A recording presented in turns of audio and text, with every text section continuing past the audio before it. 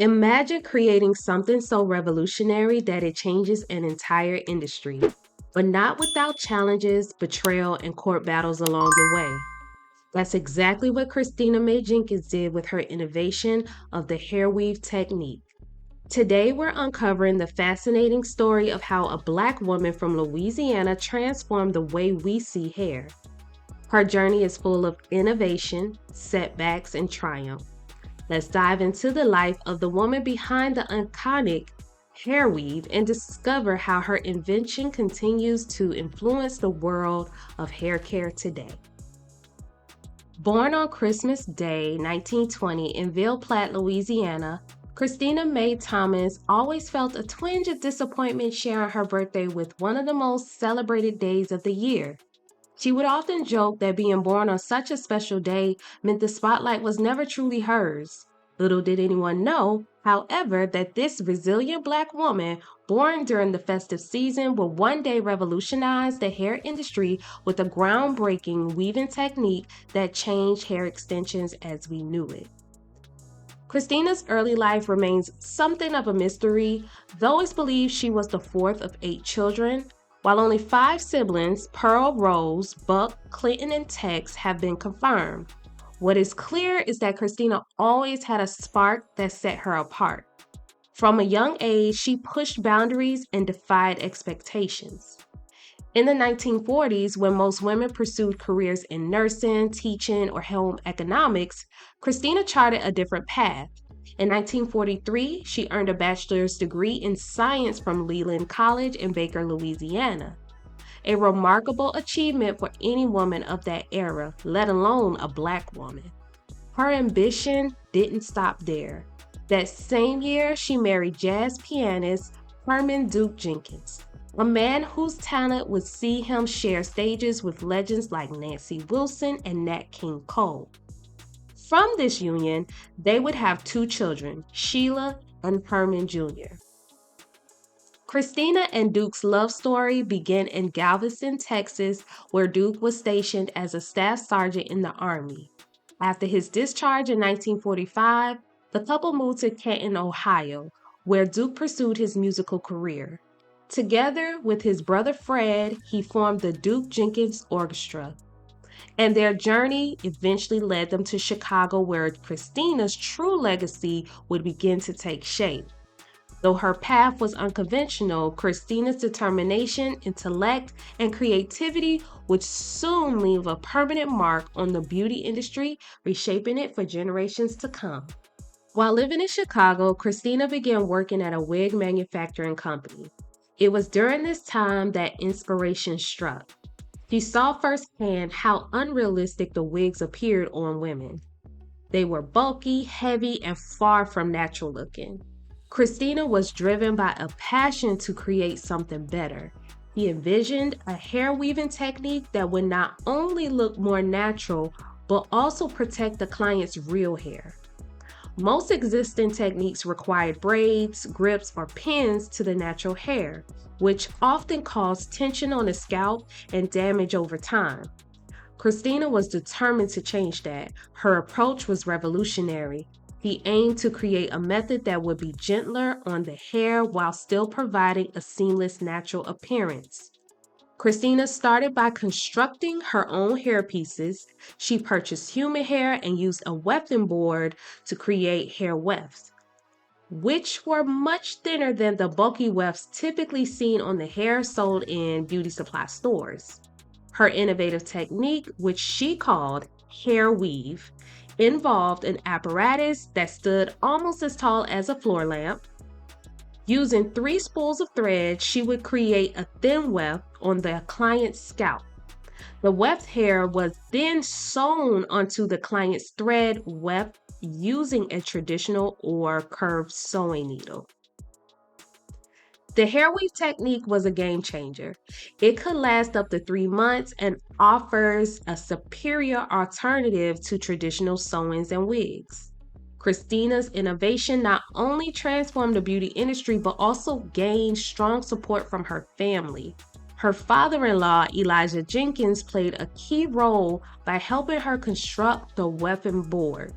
Inspired by her work, many of Christina's relatives followed in her footsteps, becoming cosmetologists themselves, including her niece, Camille.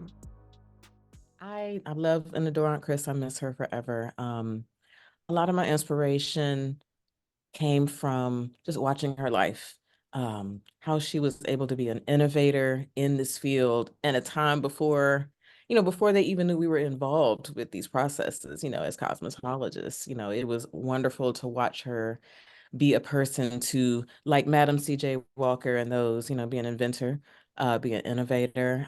It showed me that properly motivated, honestly, properly motivated and very skilled, get your education, you can really change the industry. You can do anything you set your mind to. So that gave me a lot of courage when at 19, 20 years old, I thought I was pursuing a BFA in fashion design. And when that didn't work out, I was like, if I can do nothing else, I can do hair. So, I was really encouraged by that. And um, her and my other grandmother always, they fed into me. They're like, do it, do it and do it well. So that was my inspiration from her, was to really focus, get your education and put it out there, and the people will eat it up.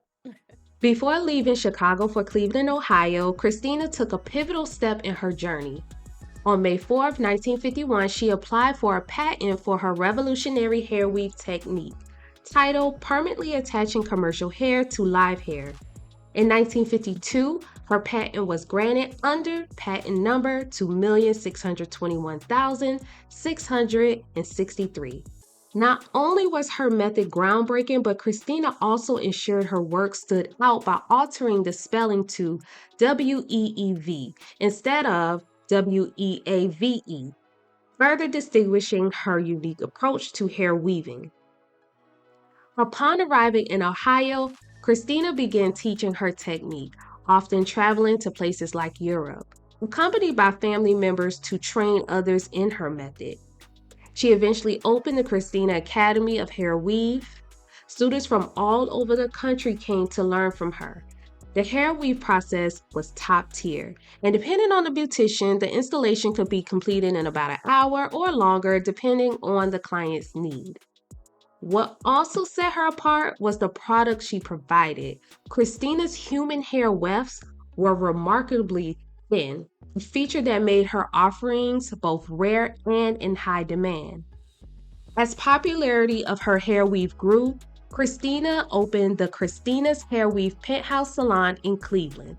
The salon attracted clients from all walks of life, including high-profile individuals such as senators and congresswomen. In fact, the late Ohio Congresswoman Stephanie Tubbs Jones praised Christina as a pioneer in the field of cosmetology, noting that her invention was a revolutionary contribution that boosted the self-esteem of men and women worldwide. Christina's services weren't limited to women. She also catered to men, many of whom opt for a hair weave instead of a toupee. The salon became known for its exclusivity, offering a private room for clients who preferred discretion, either because they didn't want others to know they had a weave or to prevent other beauticians from copying Christina's technique. Despite her best efforts to protect her process, the rise of imitators became a persistent challenge. The Penthouse Salon was more than just a place for hair weaves. It was a full-service salon. No, and I honestly regret not being able to do that. Our entire family, both sides, my dad and my mom's family are from Cleveland, Ohio. So typically when we got to Cleveland, we was like 4 or 5 houses. So that was it. It was making the rounds. But no, I really wish I had spent more time connecting with that side of her. But all the family members told me about it, how awesome it was and just how truly innovative it was, at that time, 60s, 70s, 80s. And she had it. She had Cleveland on lock. Even my other grandmother, who was a hairstylist, knew everything about her. All her peers and contemporaries were just like, wow, she did that. Throughout her career, Christina's family played a crucial role in her success. Many of them worked in both the beauty and administrative sides of her business, often without pay until her ventures took off. Most notably, her son Herman Jr. was her anchor, handling accounting and management responsibilities at both the academy and the salon. His wife Denise, affectionately known as Goldie, was a beautician who also contributed significantly to the success of Christina's enterprises. Christina's penthouse salon officially closed its doors in 1993. The Christina Academy of Hair-Weev remained open until 2000. Christina's legacy lives on, not just through her invention, but through the countless lives she touched and the industry she transformed. Success rarely comes without its challenges, and Christina Mae Jenkins faced her share of setbacks and even betrayal. Despite her best efforts to protect her intellectual property, her groundbreaking hair weave technique became a target for those looking to profit from her hard work. She offered a premium service and product, but it came with a price tag that many Black women couldn't afford. Although Hair-Weev wasn't exclusive to Black women, they made up the majority of her clientele. To understand the financial strain, it's important to consider the economic reality of the time. In 1960, the median income for Black households was $9,919, and that's adjusted for inflation, compared to $17,259 for white households. By 1990, Black families had a median income of $19,758, while white families earned $31,435, as reported by the New York Times and LA Times. This wage gap meant that for many Black women, services like hair weave were out of reach. Yet, regardless of income, Black women always found ways to prioritize their appearance, which led to the Black hair care industry to become a multi-billion-dollar empire. Today, Black women spend 9 times more on their hair products than non Black consumers, reflecting their commitment to beauty even amid economic disparities. Unfortunately, Christina's success made her a target. In 1965, her hair weave patent was challenged and overturned. Some sources claim the patent was invalidated because a similar process had been used in ancient Egypt, but her family believes the real issue was betrayal by people she had trusted. Many of those she had taught the process to slightly altered her technique and began offering it at lower prices. Christina found herself in and out of court fighting to protect her invention. She wanted compensation for the use of her technique, but with cheaper alternatives flooding the market, it became difficult to compete. Many Black women, unable to afford hair weave, opt for these less expensive options. In 1966, Christina was granted a new patent for a hairpiece and method of making and permanently attaching same, under patent number 3,280,826. This invention was designed to be more efficient and use clips to secure folded hair pieces. While Christina remained a savvy businesswoman, the loss of control over her original hair weave invention weighed heavily on her. It affected not only her business, but also some of her personal relationships. Christina's journey serves as a cautionary tale for inventors, one of brilliance, determination, and the harsh reality of protecting one's legacy in a competitive world. So to my understanding, you can have a patent, but your patent is only on your process. So if you have 7 exact processes to your patent, all someone has to do is change one thing in that line, and that becomes a new thing. So some of my aunt's contemporaries, because her process is specific and it's called Hair-Weev, Weev. And so that's why, like in the late 70s, early 80s, you started seeing like Mr. Ray's and, some of these other people. And all Mm. they did is change one thing in the line, and they changed the name, the spelling. And so that was theirs. That was their particular patent processes. So I will tell people, make sure you do your research with the patent office on exactly what are the parameters to protect your intellectual property, to protect your process. Because yeah, that's all it takes is, you change row 5 and it's a new thing. Though Christina's hair weave method is not widely popular or used as often today, some people still continue to embrace it. However, her signature hair extensions are no longer available.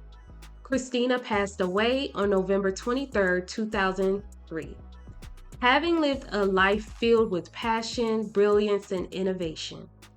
She was a visionary, a woman who saw the world of wigs and hair care, knew it could be better, and had the determination to make it happen.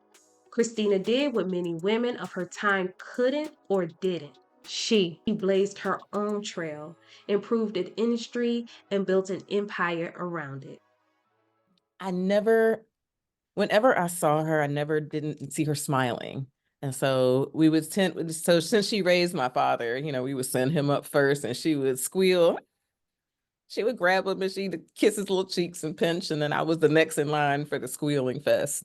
Mm, But she was always very loving to her family members, very kind. Also, you wasn't going to leave her house without a slice of cake or pie, some kind of sweet, you know. And she was just a woman so full of life and kindness and comfort. And I just, as a little girl, just always remember loving being in her presence. The house was always very elegant, very well put together. And what's funny is that I didn't really know the history until I was a slightly older child. And my mom kind of broke it down to me. I was like, why do we go here every time we come to Cleveland? And she was like, oh, let me tell you a story.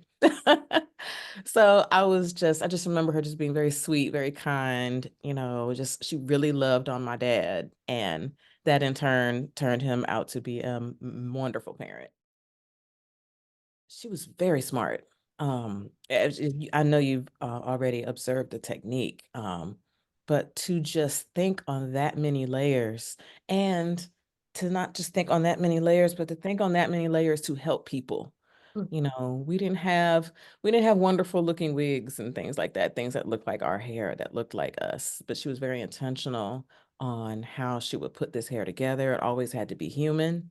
It always had to fit and match the person. So it didn't look like this is a person with extra hair. It flowed so seamlessly with what they already had in, and which I thought that was brilliant. And I want people to understand that Black women in the sciences, you gotta let us have it. You gotta let us have it. You gotta let us learn it, master it, because we're gonna take that, we're gonna form it into something amazing. I feel like my aunt was an innovator on so many levels. I talk with my clients now about the technology of what you can do with hair now. mm, uh, Lock extensions, different kind of weave techniques, different textures of the weave, different colors. The color ranges we're now able to push now because we understand a little bit more about the science. And so I think what I want people to understand is that, continue to push the science, but continue to push the levels.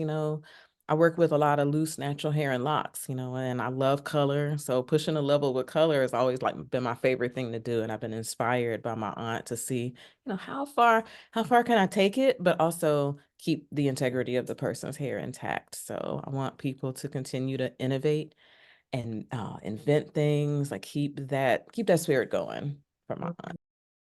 Camille Reed, natural hairstylist, 25 years. The salon is Noire Salon. We're in downtown Silver Spring, Maryland. Let's see, I'm on Instagram at Noir Boss One. That's my personal IG.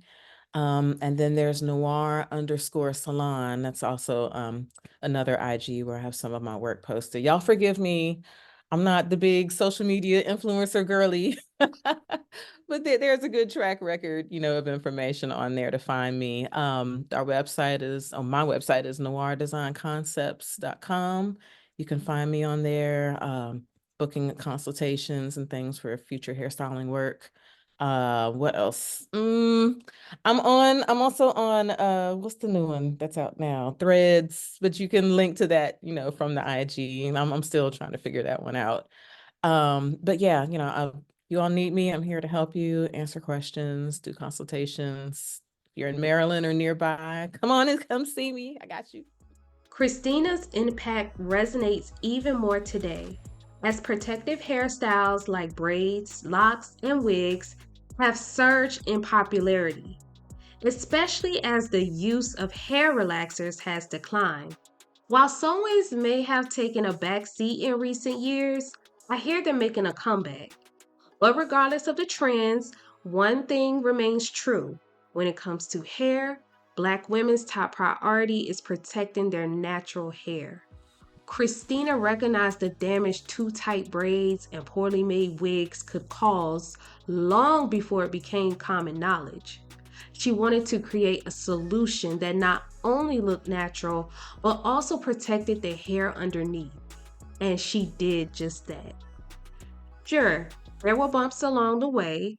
Some people she trusted took her methods, altered them, and forced her into court battles to protect her intellectual property.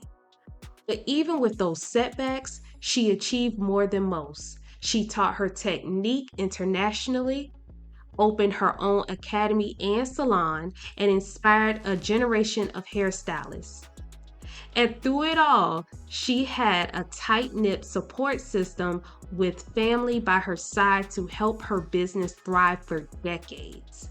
Christina Jenkins was more than just a pioneer in the hair industry. She was a trailblazer, a teacher, and a woman who believed in the power of doing things better. And she did right to the very end. Did you know about Christina Mae Jenkins' incredible contributions to the hair industry before watching this video? Have you ever tried a hair weave or a similar technique? I'd love to hear your thoughts. Drop a comment below, and if you enjoyed this video, make sure to hit that like button. Share it with a friend and subscribe to B-Centric TV to keep the conversation going and to see more content like this.